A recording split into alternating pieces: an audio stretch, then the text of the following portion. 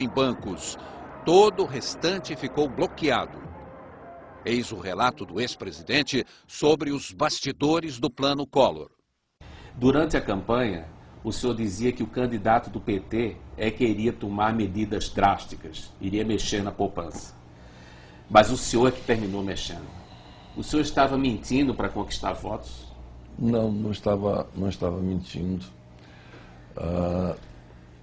Nas primeiras reuniões que nós fazíamos com a equipe econômica, o principal alvo, até porque eu havia colocado isso muito insistentemente durante a campanha, é que nós só teríamos uma única chance de debelar a inflação. E que nós iríamos debelá-la num IPOM, que é um golpe de lutas marciais em que a luta termina, pela perfeição do golpe dado na luta. E nessa luta contra a inflação eu dizia, vou dar um IPOM na inflação, vamos acabar com ela. Então isso gerou um compromisso muito forte, já que era algo que atormentava o cotidiano da população brasileira de forma muito presente, muito assintosa.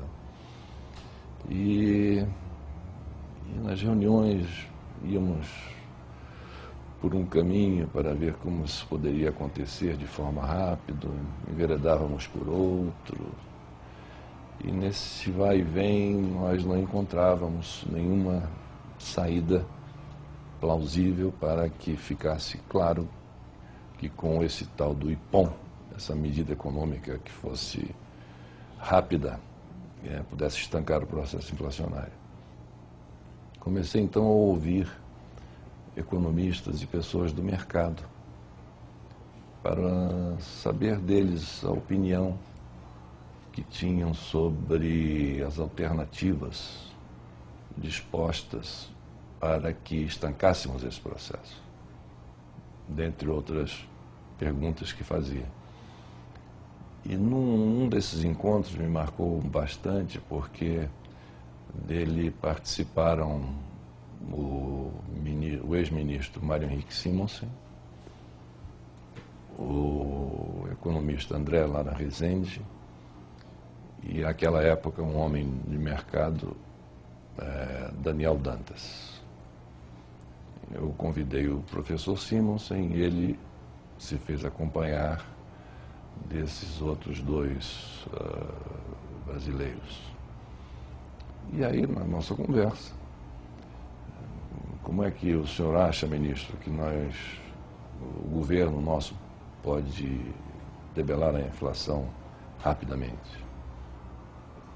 E ele ficava conjecturando, pensando em voz alta e tal, e intercalado com comentários, ora do André, ora do Daniel, e todos chegavam a uma mesma conclusão. Quando terminavam de engendrar o seu raciocínio, diziam, mas isso com a liquidez que o mercado hoje dispõe é impossível.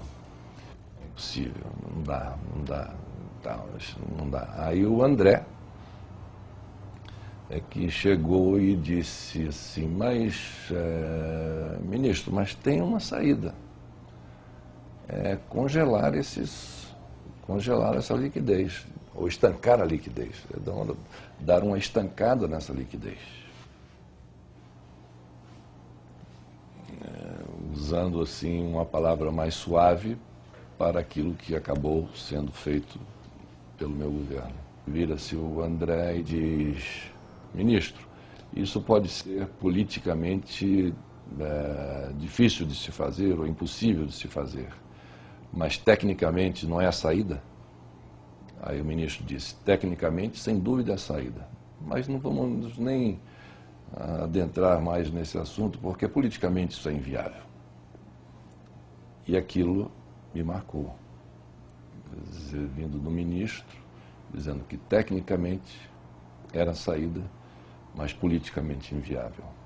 porque dificilmente um governo conseguiria implementar aquilo sem que houvesse uma comoção nacional e com desdobramentos até imprevisíveis, né?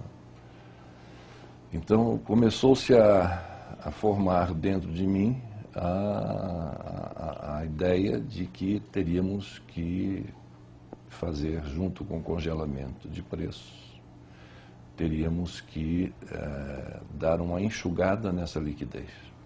Nunca nos passou pela cabeça, né, atingirmos a poupança. Nos passou pela cabeça, no primeiro momento, nós irmos em cima dos chamados títulos ao portador. Mas o mercado ele é muito esperto. Começou a haver um movimento de capital, ou de capitais saindo dessas aplicações em títulos ao portador e indo em direção à conta corrente e à poupança. E aí não houve outra maneira que não a de generalizar o chamado bloqueio dos ativos, que foi a primeira vez na história econômica mundial que aconteceu. Se o candidato Luiz Inácio Lula da Silva tivesse vencido a eleição de 89 e tivesse bloqueado a poupança e as contas correntes, o que é que teria acontecido com ele? O senhor acha que ele se sustentaria no poder? Bom, eu vou me valer de um depoimento dado pelo hoje senador Aloysio Mercadante, procurou a ministra e disse: Zélia, esse era o programa dos nossos sonhos. Só que nós tínhamos uma certeza, que se o Lula tivesse sido eleito e ele implementasse essas medidas, nós não teríamos condições de manter o governo. O governo cairia. Para ser bem direto, bloquear as contas correntes de milhões de brasileiros foi uma loucura? Foi um gesto que eu diria tecnicamente amparado, mas foi um ato de um voluntarismo muito grande e de coragem, sobretudo. Com 60 anos de idade, qual é a grande crítica que o senhor faz ao Fernando Collor, de 40 anos, o mais jovem presidente da República eleito no Brasil? A grande crítica que eu faço é a pouca capacidade que eu tive de perceber que ninguém governa sem uma base parlamentar sólida. Dentro desse presidencialismo de coalizão em que nós estamos inseridos, e que é um sistema político inteiramente ultrapassado e defasado, daí eu defender com muita ênfase o sistema parlamentarista, além de outras mudanças nas leis eleitorais e partidárias. Ninguém pode governar sem um Congresso nesse sistema de presidencialismo de coalizão. E disso eu não me dei conta o suficiente, embora alertado por companheiros e amigos, como Luiz Eduardo Magalhães, o Fiuza, o próprio senador Ney Maranhão, enfim, uma pleiade de deputados e senadores que sempre, Humberto Souto, que sempre me alertavam para a necessidade de se compor essa maioria parlamentar. E isso, sem dúvida nenhuma, foi o principal ponto, até por ser nevrálgico, que ao não dar a devida atenção, fez com que eu incorresse no grande erro cometido no meu governo.